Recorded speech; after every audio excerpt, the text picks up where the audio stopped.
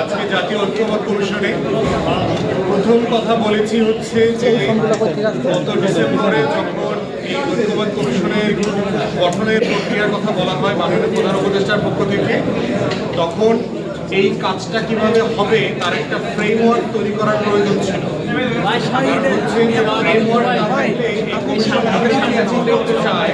কিভাবে অ্যাচিভ করবে এবং কোন ডেডলাইনের মধ্যে অ্যাচিভ করবে, এই স্বচ্ছতা এবং জবাবদিহিতাটা থাকে না।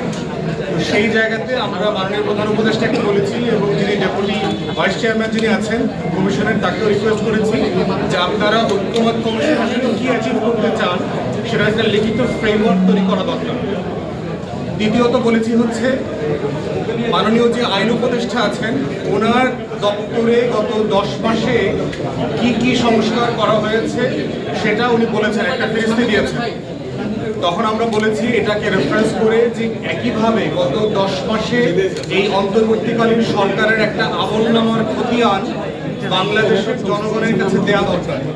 এইটা অন্তর্বর্তীকালীন সরকারের পুরোটা মিলে একটা যেমন দেওয়া দরকার, আইন উপদেষ্টার মতো ডিপার্টমেন্ট ধরে ধরে প্রত্যেক উপদেষ্টার আমলনামার কাজের একটা খতিয়ান দেওয়া দরকার, তারা আসলে কী কী অ্যাচিভ করেছে, এবং তখন ওটা আমাদের জবাবদিহিতার জন্য, স্বচ্ছতার জন্য জরুরি হবে তাদেরকে জবাবদিহিতা করবার জন্য। তৃতীয় আমাদের পক্ষ থেকে যেটা বলেছি সেটা হচ্ছে নির্বাচনের ডেডলাইন নিয়ে যেই তর্ক বিতর্ক ভিন্ন মতটা আছে, এটা আসলে দূরত্বটা খুব বেশি না। এখানে যতটুকু না সময়ের গ্যাপ আছে তার থেকে হচ্ছে মনস্তাত্ত্বিক দূরত্বটা একটু বেশি, এবং সেটা আমরা বিশ্বাস করি ডিসেম্বর থেকে জুনের ভিতরে যেই তারিখটাই হোক সেটা আলোচনা সাপেক্ষে সমন্বয় করে সবার সাথে পরামর্শ এবং ঐক্যমতের ভিত্তিতে একটা 3 তারিখে আসা সম্ভব বলে আমরা বিশ্বাস করি। যারা নিহত হয়েছে তাদের পরিবারবর্গকে যথাযথভাবে ক্ষতিপূরণ দেওয়া হয়নি। আমরা লক্ষ্য করেছি যারা আহত রয়েছে তারা আত্মহত্যার পথ বেছে নিচ্ছে, তারা বিষ পানি আত্মহত্যার চেষ্টা করছেন, তাদেরকে সুচিকিৎসা দরকার।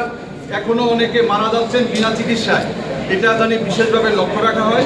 নির্বাচন প্রশ্নে বাংলাদেশ লেবার পার্টি বলেছে যে আমরা লক্ষ্য করেছি আমরা একদিকে বড় দলগুলোর মধ্য থেকে বিশেষ করে বিএনপি 30শে ডিসেম্বর চাচ্ছে এবং জামাত ইসলামী ফেব্রুয়ারির কথা বলেছে, কিন্তু প্রধান উপদেষ্টা বলেছেন 30শে জুনের কথা।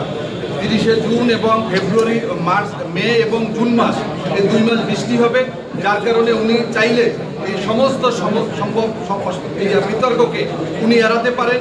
সুনির্দিষ্ট তারিখ চাই আমাদের রাজনৈতিক দলগুলো।